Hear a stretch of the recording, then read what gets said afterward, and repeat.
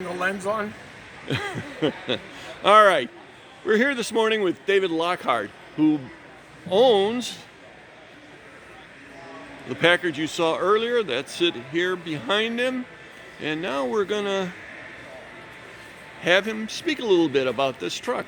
First thing I want to ask you, because I'm really curious, how many Packards were actually used by the U.S. Army during World War I? The U.S. Army had 10,000 Packards.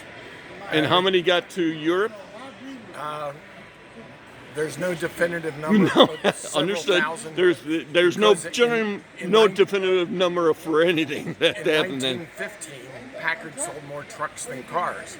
And they went to the Russians, they went to the British, they went to the French, the Finnish Army. And since we didn't get involved in World War I until April of 17, Packards were there long before we were there. I got involved because growing up in the 50s and 60s, I knew several World War I veterans. And those folks, and in memory of them, is the reason why this got created. And early on, I realized I had bit off far more than I could chew.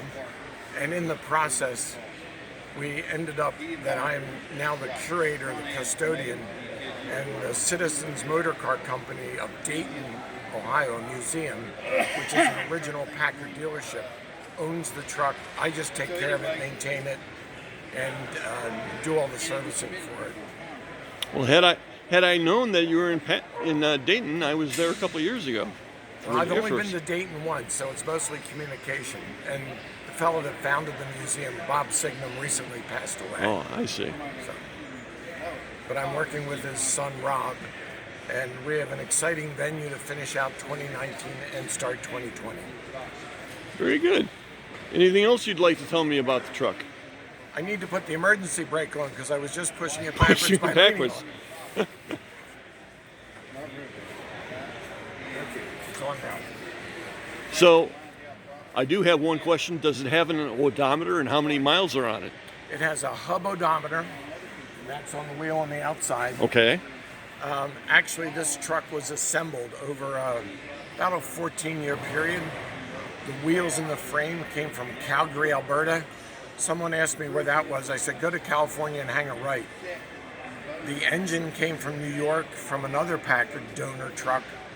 The War Department Class B body plans came from a friend in England who has a US-made Jeffrey and a Nash Quad 3-ton truck. So he sent me the War Department plans and the shop drawings, from which a craftsman in Gettysburg made the body and refused to charge me a penny for it.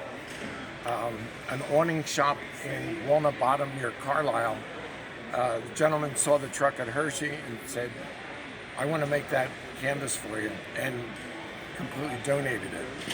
Another gentleman from I would tell you, you can mention the company's names as long as they made donations. Fail Awning Company, FEHL Awning, and Tom Hovetter is the gentleman that did it. Very good. And in Topton, North Carolina, the late Tom Schlarb custom built an electric starter for the truck. Now, starters were option, but the Army would never order electric starters when you have thousands of guys next to try and crank it. However, at age 72, homie, don't do that. And to make it much easier, it's now a 12-volt starting system with a Summit race car starter motor, high torque. And one of the lovely things about a Packard is on their flywheel, there was no ring gear. When they made the flywheel for the starter, which was a $200 option that the Army didn't buy, the teeth were cut into the flywheel. Less than good friend of mine stripped a third of the teeth off. I have 3 Packard trucks, and called my friend up that made all the hardware. He said, pull the flywheel off, send it down, I'll fix it. Custom built out of billet aluminum, a block,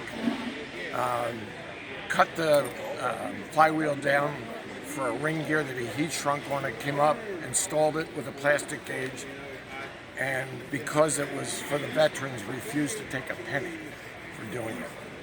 Very nice. Can you tell me more about the Packards in World War One? Do you have any anecdotal stories?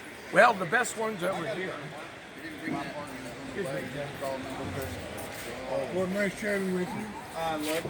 The article there is the one truck saved the day at Chateau Thierry. And basically there were 3 trucks sent back for ammunition. And on the way back, 2 of the trucks were blown up, the drivers killed. A 3rd truck made it back, and the driver was severely wounded, and he asked to go back for another load. And the sergeant said, "You're wounded, go, need treated." He died the next day.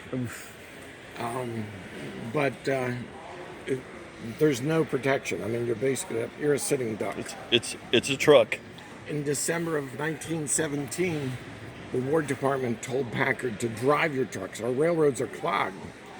So they would have truck trains that would break the trail from Detroit, Michigan, actually to Camp Halliburton, Baltimore, Maryland, in December with no windshield, no doors, and no heater. And not much tread on the tires. Right. Which made it a really fun trip. I would think. And this is a panorama of all Packard trucks. Roll. Eesh.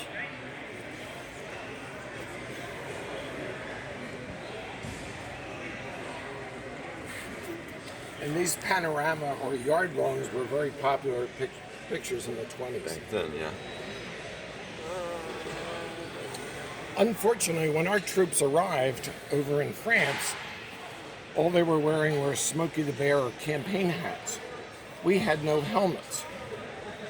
And consequently, we started using the Brody helmet or the French helmet because cloth doesn't shed bullets very well. One of the footnotes about the Great War in Americans is 116,516 Americans died. 63% of them died from other than combat due to the Spanish flu, dysentery, and whatever.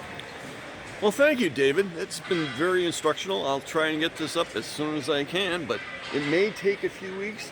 If I could get your card and address, I'll send you a... As my Aussie friends say, no worries, Dive, no worries. Very good. Thank you, and you have a good show. I'll be back and take some detailed photos.